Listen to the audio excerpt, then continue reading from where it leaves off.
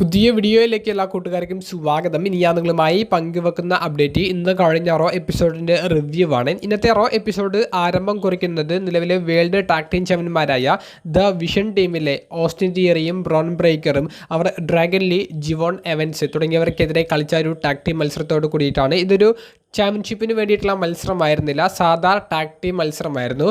ഇതിനൊരു പ്രത്യേകത എന്താണെന്ന് വെച്ചാൽ നീണ്ട 7 മാസങ്ങൾക്ക് ശേഷമാണ് ഒരു റോ എപ്പിസോഡ് ഒരു മത്സരത്തോട് കൂടിയിട്ട്, ഒരു മാച്ചോട് കൂടിയിട്ട് കിക്ക് ഓഫ് ചെയ്യുന്നത്.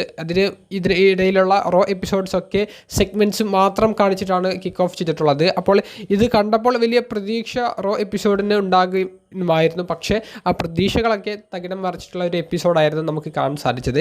ഇനി ഈ മത്സരത്തിലേക്ക് വരികയാണെങ്കിൽ ദ വിഷൻ ടീം പിൻഫോളിലൂടെ തന്നെ ഡ്രാഗൺ ലീ, ജിവോൺ എവൻസ് തുടങ്ങിയവരെ പരാജയപ്പെടുത്തി. നല്ല മത്സരമായിരുന്നു. ഇന്നത്തെ റോ എപ്പിസോഡിൽ എനിക്ക് ഏറ്റവും ഇഷ്ടപ്പെട്ട ഒരു മത്സരവും ഈ ഒരു ടാഗ് ടീം മത്സരം തന്നെയായിരുന്നു. മത്സരശേഷവും ഈ ജിവോൺ എവൻസ്, ഡ്രാഗൺ ലീ തുടങ്ങിയവരെ ആക്രമിക്കാൻ ഒരുങ്ങിയ ഇവർക്കെതിരെ ഫൈറ്റ് ചെയ്ത് നിൽക്കാൻ ആൽഫ അക്കാദമിയിലെ അക്കിറോ ടൊസാവയും ഓട്ടിസും വരുന്നു. പക്ഷേ ഇവർക്ക് ഫൈറ്റ് ചെയ്ത് നിൽക്കാൻ സാധിക്കുന്നില്ല. ഇവരെയും ദ വിഷൻ ടീം ആക്രമിക്കുന്നതായിട്ടുള്ള രംഗങ്ങളാണ് നമുക്ക് അവിടെ കാണാൻ സാധിച്ചത്. പിന്നീട് വന്ന ബാക്ക് സ്റ്റേജ് സെഗ്മെൻറ്റിൽ ജഡ്ജ്മെൻ്റ് ടീം ഡാൻ ഹൗസിനോട് അവരിൽ നിന്ന് എടുത്ത പൈസ എവിടെയെന്ന് ചോദിക്കുന്നു. ഒരു 30 സെക്കൻഡ് നൽകിയാൽ താൻ അതിനുള്ള ഒരു ഉത്തരം നൽകാമെന്നും ഡാൻ ഹൗസിന് അവർക്ക് മറുപടി കൊടുത്തുകൊണ്ട് അദ്ദേഹം അവിടെ നിന്ന് റിങ്ങിലേക്ക് പോകുന്നതാണ് കാണാൻ സാധിച്ചത്. കഴിഞ്ഞ റോ എപ്പിസോഡിലെ പോലെ ബിഗ് ക്യാഷിൻ്റെ റിട്ടേൺ ടീസ് ചെയ്തിട്ടുള്ള ഒരു വീഡിയോ പാക്കേജ് നമുക്ക് ഈ റോ എപ്പിസോഡിലും കാണാൻ സാധിച്ചു. ഓഗസ്റ്റ് 4-ാം തീയതി നടക്കുന്ന റോ എപ്പിസോഡിലൂടെ തിരിച്ചു വരുമെന്നുള്ളതും കൺഫേം ചെയ്തിട്ടുണ്ട്. റോ എപ്പിസോഡ് പിന്നീട് നടന്ന ഒരു ഇൻ റിംഗ് സെഗ്മെൻറ്റിലേക്കാണ് പോയത്. ഡാൻ ഹൗസൻ ആ പൈസയുമായിട്ട്, ആ ബാഗുമായിട്ട് റിങ്ങിലേക്ക് വരുന്നു. ആ ഒരു പൈസ കൊടുക്കില്ല എന്ന് പറയുന്നു. അങ്ങോട്ടേക്ക് ജഡ്ജ്മെൻറ്റുടെ ടീം വരുന്നു. ഡാൻ ഹൗസിനുമായിട്ടൊരു ഫൈറ്റ് ഉണ്ടാകുന്നു. ആ ഒരു ഫൈറ്റിനൊടുവിൽ ജോ ഹെൻറി വന്നിട്ട് ഡാൻ ഹൗസിനെ സഹായിക്കുന്നതായിട്ടുള്ള ഒരു രംഗങ്ങളിലേക്കാണ് കാര്യങ്ങൾ എത്തിച്ചത്. വീണ്ടും ഒരു ബാക്ക് സ്റ്റേജ് സെഗ്മെൻറ്റ് ജഡ്ജ്മെൻറ്റുടെ ജോ ഹെൻറി, ഡാൻ ഹൗസൻ തുടങ്ങിയവരുമായി ബന്ധപ്പെട്ട് വരുന്നു. ആ പൈസയും ചൊല്ലിയിട്ടുള്ള ഒരു തർക്കം നടക്കുന്നു. ഈ പൈസ ഡാൻ ഹൗസിൻ്റെ കയ്യിൽ നിന്ന് ഈ ജഡ്ജ്മെൻറ്റുടെ ടീം സ്വന്തമാക്കുന്നുണ്ട് ആ ഒരു റിങ്ങിലെ ഫൈറ്റിനിടയിൽ.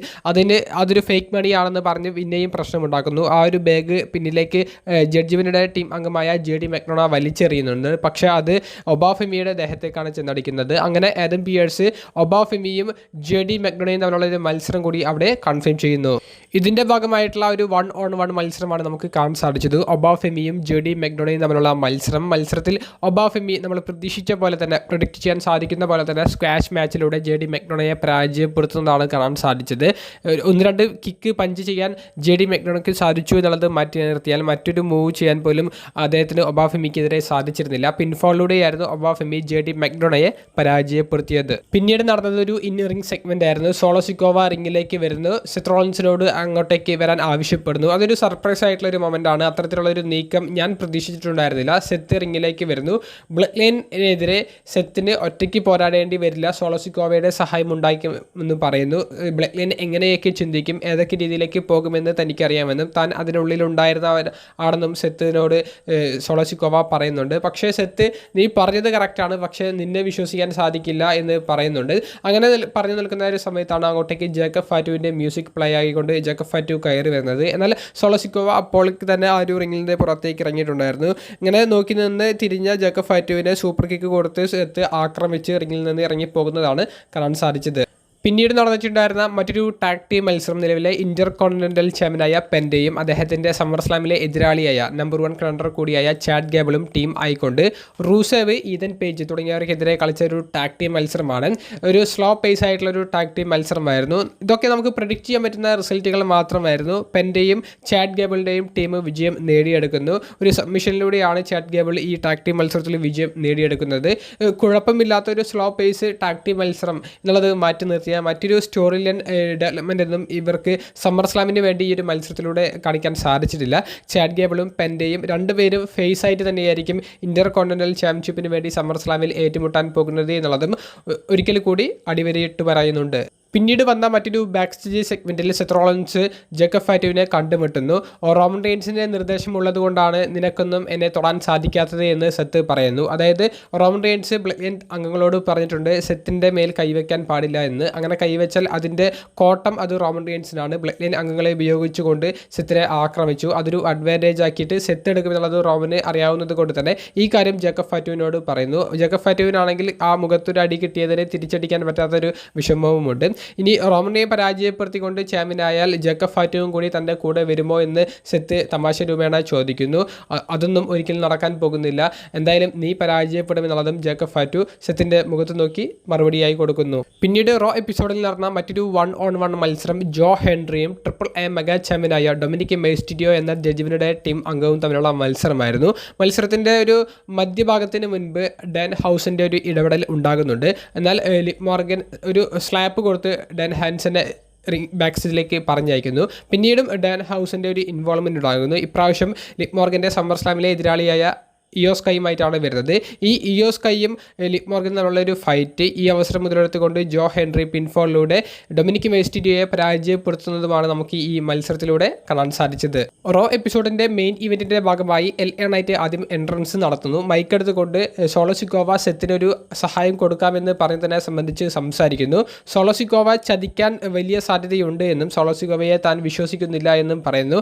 തൻ്റെ സാഹചര്യം കൊണ്ടാണ് 6 മാൻ ടാഗ് ടീം മത്സരത്തിലേക്ക് സമ്മർ സ്ലാമിൽ എത്തിയത് എന്നും സോളോസിക്കോവയുടെ കൂടെ നിൽക്കുന്നത് എന്നുള്ളതും LA നൈറ്റ് പറയുന്നു. അങ്ങോട്ടേക്ക് ജേക്കബ് ഫാറ്റു വരുന്നു. ഇതുവരെ തമ്മിലുള്ള മത്സരം ആരംഭിക്കുന്നു. ആദ്യം LA നൈറ്റിനൊരു ആധിപത്യം നേടിയെടുക്കാൻ സാധിക്കുന്നുണ്ട്. പതിയെ ജേക്കബ് ഫാറ്റുവിൻ്റെ കയ്യിലേക്ക് ആ ഒരു ആധിപത്യം പോകുന്നു. നമ്മൾ പ്രതീക്ഷിച്ച പോലെ തന്നെ സമ്മർ സ്ലാമിലെ 6 മാൻ ടാഗ് ടീം മത്സരത്തിൽ പങ്കെടുക്കുന്ന പാർട്ടിസിപ്പൻസിൻ്റെ ഇൻവോൾവ്മെൻറ്റ് ഒന്നായിട്ട് ഈ മത്സരത്തിൻ്റെ അവസാന ഭാഗങ്ങളിൽ ഉണ്ടാകുന്നു. ആദ്യം ജിമ്മി യൂസോ വരുന്നു. ഈ ജിമ്മി യൂസോയെ ആക്രമിക്കാൻ ക്രൗഡിൻ്റെ ഇടയിലൂടെ സോളോസിക്കോവ വരുന്നു. ഈ സോളോസിക്കോവയെ ജേക്കബ് ഫാറ്റു ആക്രമിക്കുന്നു.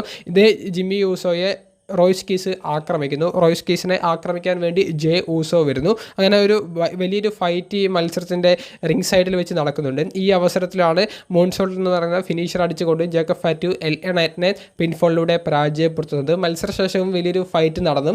ആ ഫൈറ്റിനൊടുവിൽ ബ്ലഡ് ലൈൻ സ്റ്റാൻഡിങ് ടോൾ എന്നുള്ള ഒരു മൊമെൻറ്റ് കാണിച്ചുകൊണ്ടാണ് റോ എപ്പിസോഡ് ക്ലോസ് ആകുന്നത്. അടുത്ത റോ എപ്പിസോഡിലേക്ക് കൺഫേം ചെയ്തിട്ടുള്ള കുറച്ച് മത്സരങ്ങളെ സംബന്ധിച്ചും സെഗ്മെൻറ്റിനെ സംബന്ധിച്ചും നമ്മൾ നോക്കുകയാണെങ്കിൽ വുമൻസ് ഇന്റർ കോണ്ടിനെൻ്റൽ ചാമ്പ്യൻഷിപ്പ് മത്സരത്തിൽ സോൾ ട്രൂക്ക റെഗൽ റോഡ്രിഗസിനെതിരെ ഒരിക്കൽ കൂടി ചാമ്പ്യൻഷിപ്പ് ഡിഫെൻഡ് ചെയ്യുന്ന മത്സരം കൺഫേം ചെയ്തിട്ടുണ്ട്. ദ വിഷൻ എന്ന് പറയുന്ന ടാഗ് ടീം ചാമ്പ്യന്മാർ ആൽഫ അക്കാദമിയിലെ ഓട്ടിസ് അക്കിറോ ടൊസാവ തുടങ്ങിയവർക്കെതിരെ ഒരു മത്സരം കളിക്കുന്നുണ്ട്. ഇതൊരു നോർമൽ ടാഗ് ടീം മത്സരമാണ്, ടാഗ് ടീം ചാമ്പ്യൻഷിപ്പ് മത്സരമല്ല, ടൈറ്റിൽ ഡിഫെൻഡ് ചെയ്യുന്നില്ല.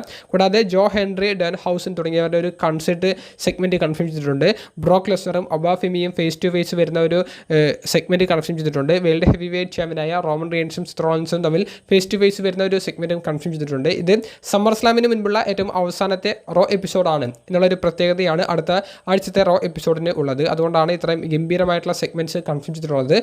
ഇന്നത്തെ റോ എപ്പിസോഡിനെ സംബന്ധിച്ച് ഒറ്റവാക്കിൽ പറഞ്ഞാൽ നിലവാരം കുറഞ്ഞ ഒരു റോ എപ്പിസോഡായിരുന്നു. ഒരു സമ്മർ സ്ലാം എന്ന് പറയുന്ന പ്രീമിയം ലൈവ് ഇവൻറ്റിന് വേണ്ട ഒരു ഗംഭീരമായിട്ടുള്ള ബിൽഡപ്പ് കൊടുക്കാൻ സാധിക്കാതെ പോയ റോ എപ്പിസോഡ്. വുമൻസ് ഡിവിഷനെ റെപ്രസെൻറ്റ് ചെയ്യുന്ന ഒരു മത്സരം പോലും കാണാൻ സാധിച്ചില്ല.